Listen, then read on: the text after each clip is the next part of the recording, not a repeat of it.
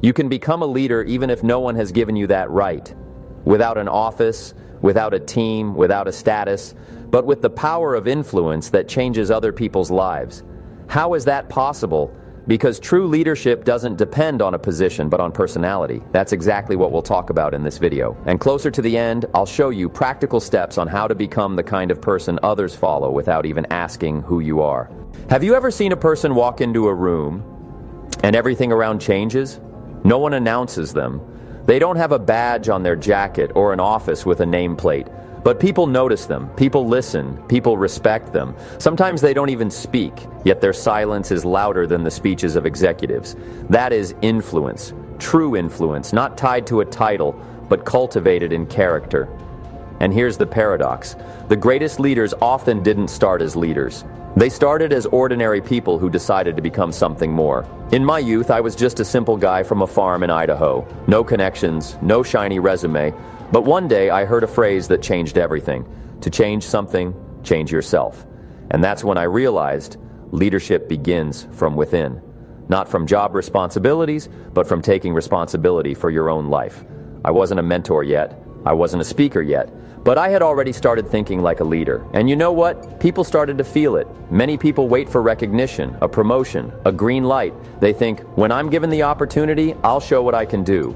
But life works the other way around. First, you have to be the person you want to become. In your thoughts, in your actions, in your daily behavior. And only then come titles, roles, recognition. You don't wait for permission to become a leader. You act like a leader. And the world responds. You know, when I first spoke in front of an audience, no one called me a mentor. I was just sharing what I had started applying in my own life. But even then, people came up to me after the talk and said, "Jim, that made me think." Influence isn't control. Influence is clarity, example, and character. Today, we'll talk about the 3 key principles of leadership without a title. And we won't just talk. We'll dive deep into the philosophy that shaped me as a person. I'll share stories that changed how I saw myself and my role. And at the end, we'll move to practice. How to develop leadership qualities within yourself, regardless of age, status, or surroundings. Because, as I often repeated, don't wish it were easier, wish you were better. We often hear the word leader, and the image that immediately comes to mind is of a boss. A big office, a team, commands. But true leadership doesn't begin there. It begins long before anyone notices you, long before you gain any kind of status. Leadership begins with a choice. Who do I decide to become today? You can't lead others until you learn to lead yourself. I've repeated this many times. And it's a truth I've had to learn over the years. Because at first, I wasn't someone who influenced others. I was a regular worker with debts, with doubts, and with one burning question: how do I get out? And the answer didn't come from external success. It came through internal transformation. My mentor, Mr. Schoaf, once told me, "Jim, work harder on yourself than you do on your job." And I started small. I changed how I approached each day. I didn't wait for a new chance. I created it every day. I began reading. I started asking questions. I stopped blaming and started taking responsibility. And over time, I understood something fundamental. A leader is not the one who stands in front of everyone, but the one who changes first. You can't be an inspiration to others if you yourself are uninspired. You can't lead people somewhere you haven't been. That's why the first principle of leadership without a title is this: a leader is a state of being, not an external assignment. When I talk about the internal philosophy of a leader, I mean a set of values, habits, and beliefs that shape you as a person, even before anyone acknowledges your role. Because leadership is an energy that others feel. People won't always be able to say why they're drawn to you, but they'll feel it. You have clarity, you have stability, you have direction. I remember once speaking with a man who said, "No one listens to me. At work, I'm ignored. At home, I'm unheard." I asked him, "Who do you believe you are? Who are you living as on the inside?" He went silent, because he had never asked himself that question. But here's the thing: the world doesn't respond to your wishes. It responds to your character. If you live like a person of influence, with responsibility, discipline, and clarity, the world begins to hear you. This isn't magic, it's the law of character gravity. Imagine a traffic light. When you approach an intersection and see green, you go without thinking. If it's red, you stop. The traffic light doesn't speak, doesn't shout, doesn't explain. It just exists, and you respond. Leadership works the same way. It doesn't need loud declarations. It's silent but obvious. I believe in the power of quiet leadership. You don't need to convince people with words. You convince them with your presence. And that presence doesn't appear by chance. It's formed through years of inner work. So how do you build it? Start with 3 things. First, your philosophy. How you think about life, yourself, and others. Your inner philosophy is the filter through which you make decisions. If it's chaotic, so will be your leadership. If it's clear, you'll become a source of clarity for others. Second, discipline. I've always said, discipline is the bridge between desire and achievement. It doesn't matter how great your ideas are. If you don't have the strength to follow through, no one will trust you. Discipline is when you show up on time, not because someone is watching, but because you respect yourself. And third, gratitude and humility. Surprising, isn't it? But a true leader doesn't see themselves as better than others. They simply know who they are and accept that role with gratitude. Humility isn't self-deprecation. It's the understanding that your job is to serve. And the greater your influence, the greater that service. Now imagine, every day you wake up and ask yourself, not why am I not being given leadership, but who do I need to become to be worthy of it? That changes everything. Because true leaders don't wait for roles. They become the kind of people others want to follow. And that's not all. Because in the next part, we'll go deeper into the external manifestation of inner leadership. How to influence through example, even when it seems like no one is watching. Remember your first day at a new job? You walk into the office, look around, everyone is busy, everyone is handling something, everyone already has their place, their responsibilities, and you're the new one. No status, no authority. And right in that moment, many people feel a wave of fear. Who am I here to change anything? But a true leader doesn't wait for official recognition. They begin acting right away, not for status, but from an inner calling. I was once just like that. When I started, I had neither capital nor a team.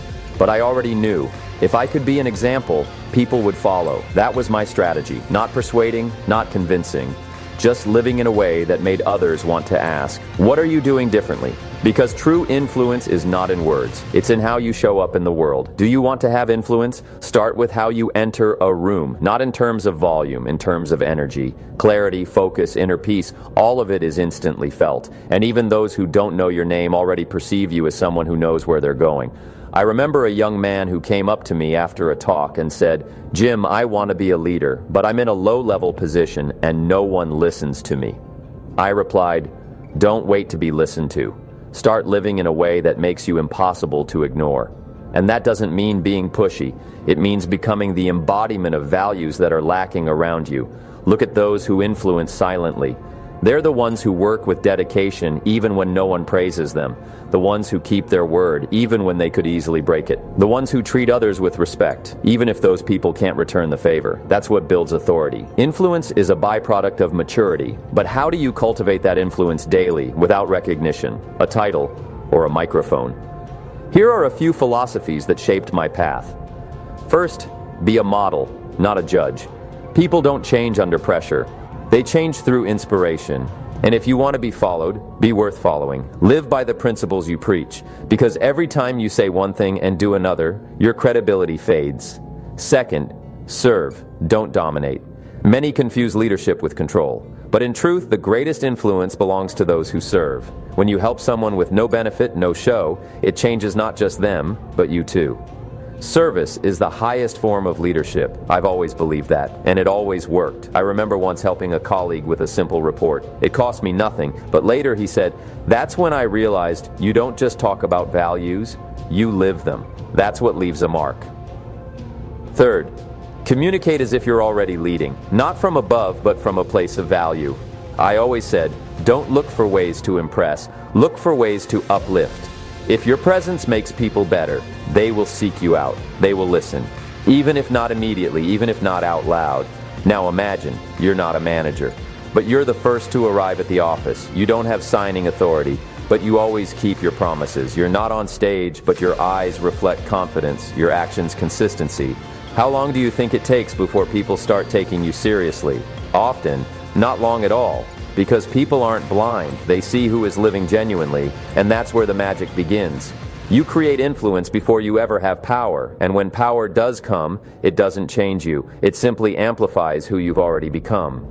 Think of the story of Edwin Barnes. He had no money, no education, but he had a vision to become Edison's partner.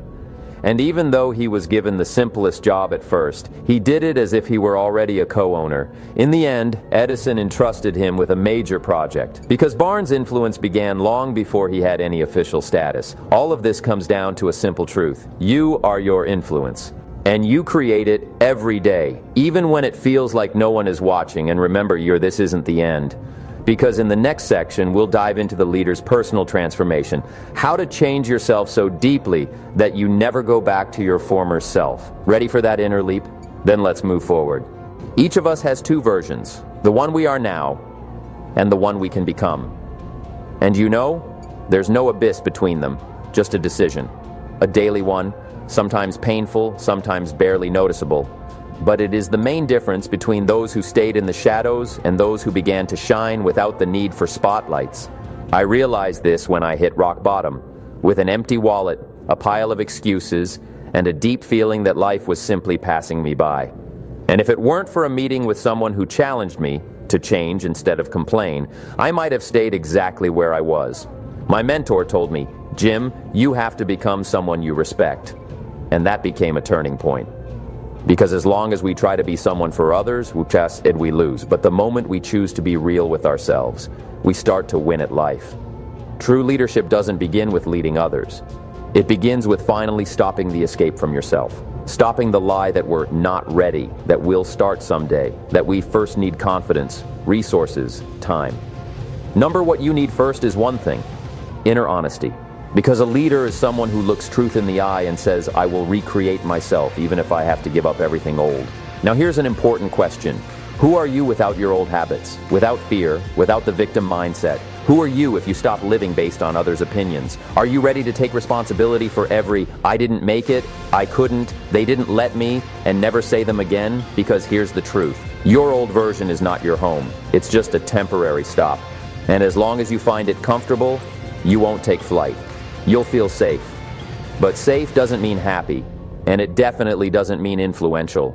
Transformation isn't a one-time event, it's a process. It's when you build a new habit every day to replace the old, when you learn to stay silent instead of complaining, when you read instead of scrolling, when you ask questions instead of defending your opinion, when, instead of waiting for better times, you become better now. I can't count how many times I've had to start over. But every time I knew I wouldn't go back. I might fall, but I wouldn't regress. I might pause, but I wouldn't give up. Because leadership isn't about being flawless. It's about rising faster than before. Let me share a story. Once I was leading a seminar for people who already had experience, positions, status. One man, the director of a large company, came up and said, "I'm listening to you, Jim, but this isn't about me. I've already built everything." I looked at him and replied, "If you're still breathing, you're still building." Because a true leader never stops building themselves. Here's the key idea. Leadership is a process, not an event. It's not a title you once earned. It's a character you confirm daily. Inner transformation never ends. And if you ever feel like you've arrived, that's the first sign it's time to go deeper. Changing yourself is scary. Staying the same is scarier. Because the cost of not changing is disappointment. And the cost of effort is respect for yourself. And eventually, from others. What you have today is the result of who you've become. What you'll have tomorrow depends on who you decide to become now. I've repeated this often, and it still holds true. And maybe right now is the moment for you to say, "Enough. I'm not going back to who I was. I choose to grow, even if it's hard. I choose to lead, even if I'm still walking alone." Because this is exactly where true leadership begins. And here's what's important. This transformation isn't just for you. It's for those who are watching you, your children, colleagues, friends, people you don't even know. Your story will become a guide for others. Your progress, their inspiration. Your "I can," their beginning. And before we move to the practical part, one more quote I've carried in my heart my whole life. Don't wish it were easier, wish you were better. Because in that lies the entire philosophy of leadership without a title. Don't wait, don't ask for permission. Become the kind of person others want to follow.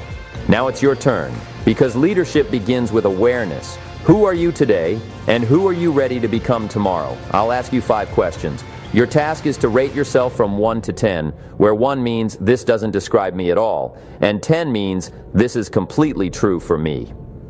Important. Don't aim to be perfect. Be honest, because growth begins with honesty. Let's begin.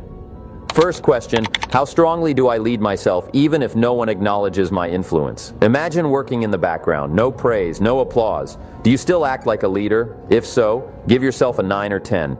If you wait for recognition to engage, maybe it's a 4 or 5. As I've said, leadership is what you do when no one's watching. Second question, how sincerely do I work on myself, not just on tasks? Your actions are what others see, but the real breakthrough happens inside. Do you read, grow, challenge your own depth, or just tick off checklists? Rate how much you invest in yourself as a person, not just as a function. Third question, how easily do I admit my mistakes to others? Oh, this is a tough one. But the ability to say, I was wrong here, builds trust, and trust is the heart of influence. If you avoid responsibility, that's a 2 or 3. But if you're willing to stand in truth, rate it 8 or 9. Remember, leadership isn't about being flawless. It's about being transparent. Fourth question, how much does my example inspire others, even if I don't know it? Pause for a second. Think, have people ever told you something like, because of you, I also started? If so, that's a sign. If not, maybe your example isn't visible enough yet, because leadership is when your behavior becomes more than a personal choice. It becomes an invitation. Fifth question, how willing am I to change deeply, not just superficially? This one hurts, because we all like changing what's on the surface. New goals, new plans, new words. But are we willing to change our character, habits, emotional reactions? Leadership without a title demands exactly this, a rebuild at the core. So friend, what did you discover? If you found weak spots, that's great, because awareness is already progress. And if you gave yourself high scores, then pause and ask, am I overestimating myself? Honesty here isn't about punishment. It's about preparing for growth. I want you to come back to these questions after watching the video. Read them again, maybe with a new perspective. Because what we're doing now isn't just a test, it's a mirror. And it doesn't show who you are now. It shows who you can become if you take responsibility. And also, I kindly ask you, if something in this video touched you, made you reflect, or gave you a push, leave a comment. Share which of the 5 questions struck you the most, because right there, in an open thought, a new level of understanding begins. And of course, don't forget to hit the like button. This isn't about algorithms, and it's about a signal that the topics we discuss here matter. And if you're not subscribed yet, join us, because from here on, we're going deeper, more honestly, stronger, and you won't want to miss it. As I once said, learning changes lives, but only if you stick around long enough to change yourself. And we're just getting started. So, who said leadership is a title? Who decided that influence requires permission? Who convinced you that you have to wait until someone validates your worth? True leadership starts from within, from a decision, from an inner standard. I will act with integrity, even if no one sees it, because it's exactly in those unseen moments that you shape your character. And character always overcomes circumstance. I've walked this path, from a farm boy to someone thousands have listened to. And I'll be honest with you, the hardest part wasn't speaking in public. The hardest part was waking up one morning and saying to myself, I'm done playing a role. I'm becoming who I want to be. And if today you felt something like that, if something inside you shifted even a little, don't ignore it. Thoughts without action fade quickly, but actions, even small ones, change everything. You can be the person others call a leader, even before they realize it themselves. You can be the one whose example transforms a family, a team, a city, and all of it, without noise, without a title, without approval, simply because you chose to be light, not shadow. And finally, one of my favorite phrases that I've repeated to myself for years, don't be afraid to start small. Be afraid to stay small because you lacked the courage to change. I'll leave you with that, and remember, we'll meet again. Because the path of a true leader is long, honest, and incredibly beautiful, and you're already on it.